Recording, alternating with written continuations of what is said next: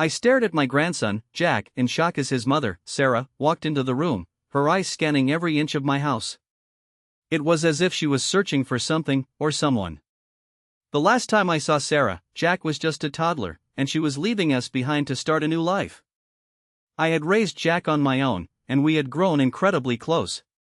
But now, 15 years later, she was back, demanding $100,000 and claiming it was hidden somewhere in my house.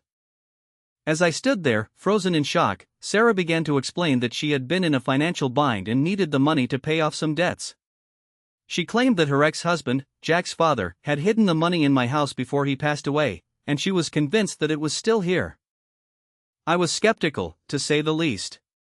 I had no idea what she was talking about, and I certainly didn't have any money hidden away. But Sarah was adamant, and she began to search every room in the house, looking for any sign of the money. As the hours passed, the tension in the room grew thicker. Jack was visibly uncomfortable, and I could tell that he was trying to stay out of the way. I tried to reassure him that everything would be okay, but I couldn't shake the feeling that something was off. As the search continued, I began to notice that Sarah was acting strangely. She would occasionally stop and stare at a particular spot on the wall, or examine a piece of furniture with an intensity that was unsettling. It was as if she was following some sort of treasure map, and I couldn't help but wonder what she was really looking for. As the sun began to set, Sarah finally stopped her search and sat down at the kitchen table, exhausted. She looked at me with a mixture of desperation and determination in her eyes, and I knew that she wasn't going to give up easily. "I know the money is here," she said, her voice firm but trembling. "And I'm going to find it, no matter what it takes." I sighed and rubbed my temples, feeling the weight of the situation bearing down on me. I had no idea what was going on, or what Sarah was really after. But I knew one thing for sure: I was going to have to find a way to protect Jack, and myself, from whatever was about to happen next. As the night wore on, the atmosphere in the house grew increasingly tense. Sarah's determination to find the money was palpable, and I could feel the weight of her gaze on me, as if she suspected that I was hiding something. I tried to reassure her that I knew nothing about the money, but she just shook her head and muttered to herself. Jack, sensing the tension, had retreated to his room, leaving me to deal with his mother. I tried to reason with her, to explain that she was putting unnecessary pressure on herself, but she wouldn't listen. As the hours ticked by, Sarah's behavior became more and more erratic. She would pace back and forth across the room, muttering to herself, and occasionally stopping to examine a piece of furniture or a bookshelf. It was as if she was searching for a hidden clue, a secret message that would lead her to the money. I tried to stay calm, to reassure her that everything would be okay, but I couldn't shake the feeling that something was off. It was as if Sarah was hiding something from me, something that she didn't want me to know. As the night wore on, the tension in the house grew to a boiling point. I could feel the air thickening, the weight of Sarah's obsession pressing down on me. I knew that I had to do something, to try and calm her down, but I didn't know what. It was then that I remembered a conversation I had with Jack's father before he passed away. He had mentioned something about a safe, a hidden compartment in the house where he kept important documents and valuables. I had never thought much of it at the time, but now it seemed like it might be relevant. I tried to mention it to Sarah, to see if it might calm her down, but she just laughed. "You think you can just distract me with some silly story," she said, her voice dripping with sarcasm. "I know what I'm looking for, and I'm not going to give up until I find it." I sighed, feeling frustrated and helpless. I didn't know what to do, or how to calm her down. All I could do was watch as she continued her search, her obsession driving her further and further into madness. As the night wore on, the house grew quieter and quieter. Sarah had finally exhausted herself, and had retreated to the living room to rest. I was left alone, my mind racing with thoughts and worries. I couldn't shake the feeling that something was off, that Sarah was hiding something from me. And I couldn't help but wonder what would happen if she found the money. Would she just leave, and forget about us? Or would she use it to hurt us, to exact some kind of revenge? I didn't know, and I couldn't sleep. All I could do was lie awake, my mind racing with thoughts and worries, as the darkness closed in around me. As the hours ticked by, I began to hear strange noises in the house. Creaks and groans, the sound of footsteps in the hallway. I tried to tell myself that it was just the house settling, but I couldn't shake the feeling that someone was watching me. I threw off the covers and got out of bed, determined to confront whatever was happening. But as I walked down the hallway, I realized that I was alone. The noises had stopped, and the house was silent once again. I stood there, frozen, my heart pounding in my chest. And then I saw it. A piece of paper, on the floor in front of me. I picked it up, and examined it. It was a note, written in Sarah's handwriting. "I know what you're hiding," it said. "And I'm going to find it." I felt a chill run down my spine, as I realized that Sarah's obsession had reached a whole new level. She was no longer just searching for the money.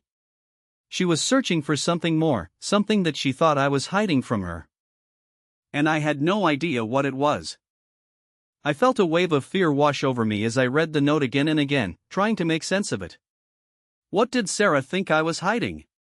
And why was she so determined to find it? I looked around the hallway, half expecting to see her lurking in the shadows, but I was alone.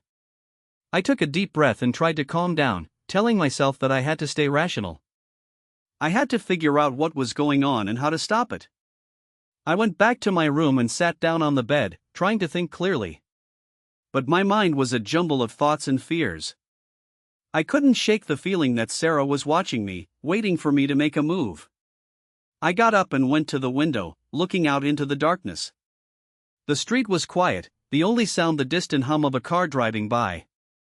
I stood there for a long time, lost in thought, trying to make sense of everything. But the more I thought about it, the more I realized that I was in over my head. I didn't know what Sarah was capable of, or what she would do if she found out what she was looking for. I only knew that I had to protect Jack and myself. I went back to bed, but I couldn't sleep. My mind was racing, and I was on edge. I kept thinking I heard noises, footsteps in the hallway, but every time I went to check, there was no one there. It was as if the house was playing tricks on me, or as if Sarah was toying with me, playing a game of cat and mouse. I lay in bed for hours, my heart pounding in my chest, waiting for something to happen. And then, just as I was starting to drift off to sleep, I heard it. A faint creaking sound, coming from the floor below. It sounded like someone was trying to sneak up the stairs, but was trying to be quiet about it. I sat up in bed, my heart racing, and listened intently. The creaking stopped, and there was silence. I waited for what felt like an eternity, but there was no other sound.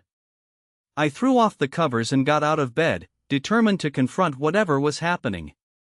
I crept out of my room and made my way to the stairs, my heart pounding in my chest. I looked down into the darkness, trying to see if I could see anything. But there was nothing. Just a sea of darkness, stretching out before me like an abyss. I took a deep breath and started down the stairs, my eyes scanning the room below. And that's when I saw it. A faint light, coming from the living room. It was a small light, but it was definitely there. I froze, my heart pounding in my chest. What was going on? And who was behind it?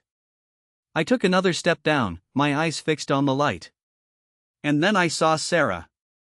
She was sitting in the living room, a small flashlight in her hand, shining it around the room. She looked up and saw me, and for a moment, we just stared at each other. I could see the determination in her eyes, the obsession that was driving her. And I knew that I had to stop her. But how? I took a deep breath and tried to stay calm, but my heart was racing with anticipation. What was Sarah looking for? And why was she doing it in the middle of the night? I tried to think of a way to stop her, but my mind was a blank. All I could do was stand there, frozen in uncertainty. Sarah, on the other hand, seemed to be enjoying the moment. She smiled to herself, a cold, calculating smile, and continued to search the room. I watched in horror as she began to tear apart the furniture, searching for something that I couldn't even imagine. The sound of ripping fabric and crunching wood filled the air, and I felt a sense of despair wash over me. What was she doing? And why was she doing it to me? I tried to speak, to ask her what she was looking for, but my voice caught in my throat. All I could do was stand there, frozen in terror, as Sarah continued to destroy my home. The minutes ticked by, each one feeling like an eternity. I was trapped in a nightmare, and I couldn't wake up. Sarah's search became more and more frantic, her movements wild and unpredictable. She was like a woman possessed, driven by some dark and sinister force. I was afraid of her, afraid of what she might do next. And then, just as suddenly as it had begun, everything stopped. Sarah froze, her eyes fixed on something in the corner of the room. I followed her gaze, and my heart sank. She had found something. I didn't know what it was, but I knew that it couldn't be good. Sarah's eyes gleamed with triumph, and she reached out to grab whatever it was that she had found. I tried to move, to stop her, but it was too late. She had already picked it up, and was holding it in her hand. I felt a sense of dread wash over me, and I knew that I was in grave danger. What had Sarah found? And what was she going to do with it? I tried to ask her, to demand that she tell me what was going on, but she just laughed. It was a cold, mirthless sound, and it sent shivers down my spine. "You should have stayed out of this," she said, her voice dripping with malice. "You should have left me alone." I tried to respond, to defend myself, but Sarah just cut me off. "You don't know what you're dealing with," she said, her eyes glinting with a sinister light. "You don't know what I'm capable of." And with that, she turned and walked away, leaving me standing there, frozen in terror. I was trapped in a nightmare, and I couldn't wake up. I was at the mercy of a woman who seemed to have lost all sense of reason and sanity. And I had no idea what she was going to do next. I stood there for what felt like an eternity, my mind reeling with fear and uncertainty. What had Sarah found? And what was she going to do with it? I tried to think of a way to stop her, to reason with her, but my mind was a blank. All I could do was stand there, frozen in terror, as she disappeared into the darkness. I waited for what felt like an eternity, my ears straining to hear any sound that might indicate what Sarah was doing. But there was nothing. Just silence. I took a deep breath and tried to calm myself down, telling myself that I had to think clearly. I had to figure out what was going on and how to stop it. But as I turned to go back to my room, I heard a faint noise coming from the hallway. It was a low, muffled sound, like someone was whispering to themselves. I froze, my heart pounding in my chest. What was it? And who was making it? I took a step forward, my ears straining to hear more. And then I saw a figure, standing in the shadows of the hallway. It was Sarah, her eyes fixed on me with a malevolent glare. "You can't stop me," she hissed, her voice barely audible. "I've got what I need." I tried to speak, to ask her what she meant, but my voice caught in my throat. I was too afraid to move, too afraid to speak.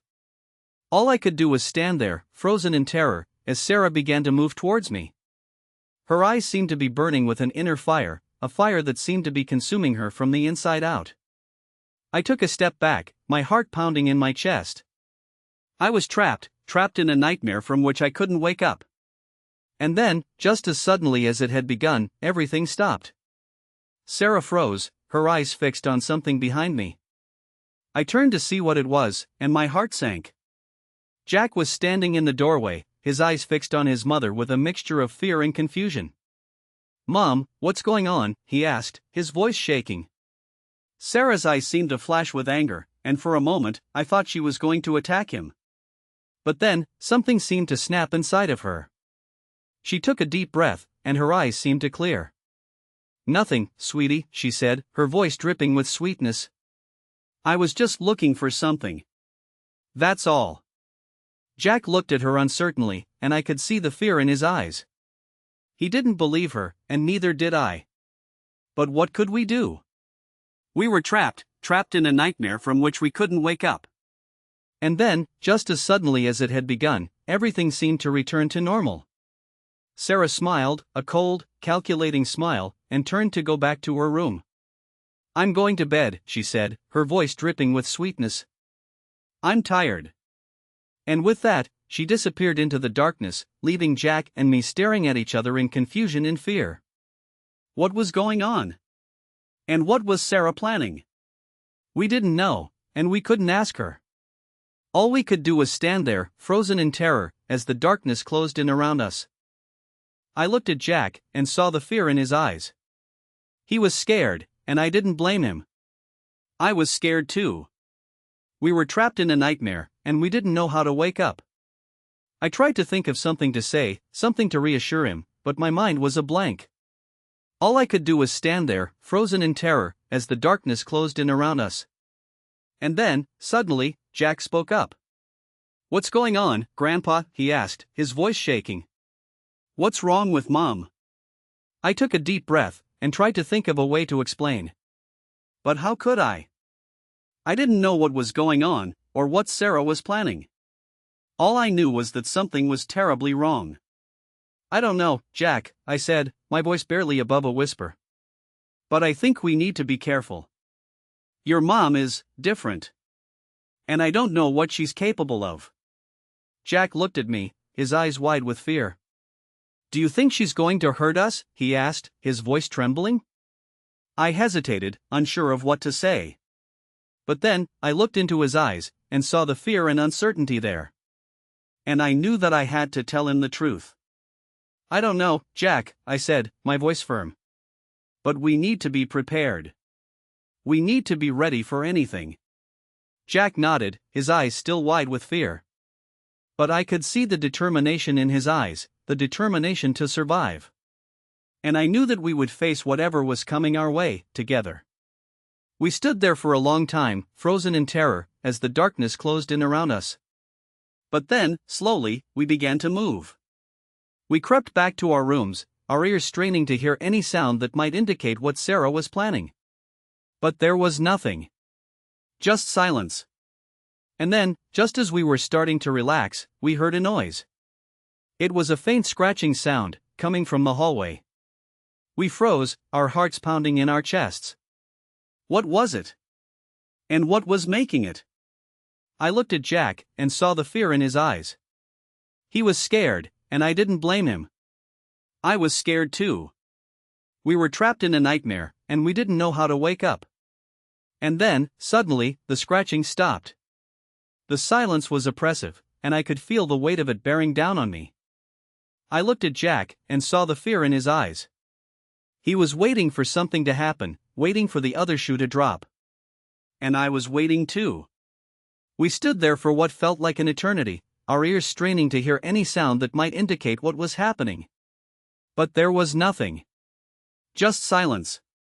And then, just as suddenly as it had begun, everything changed. The lights flickered, and the air seemed to vibrate with an electric tension. I felt a jolt of fear, and I knew that something was happening. Something big. As the lights flickered, I felt a sense of dread wash over me. What was happening? And what was Sarah planning? I looked at Jack, and saw the fear in his eyes. He was scared, and I didn't blame him. I was scared too. We were trapped in a nightmare, and we didn't know how to wake up. And then, just as suddenly as it had begun, everything stopped. The lights stopped flickering, and the air seemed to still.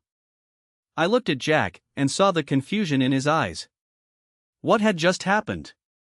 And what was going to happen next? I took a deep breath, and tried to think of a way to explain. But before I could say anything, Sarah appeared in the doorway. She was smiling, a cold, calculating smile. And I knew that she had been planning something. Something big.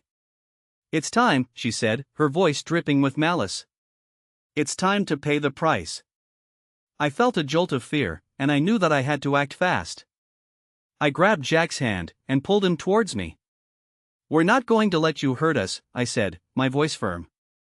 "We're not going to let you win." Sarah laughed, a cold, mirthless sound.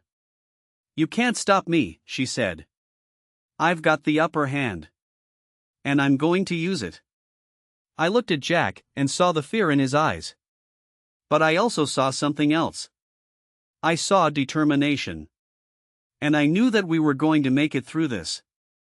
Together. We stood there, frozen in terror, as Sarah began to move towards us.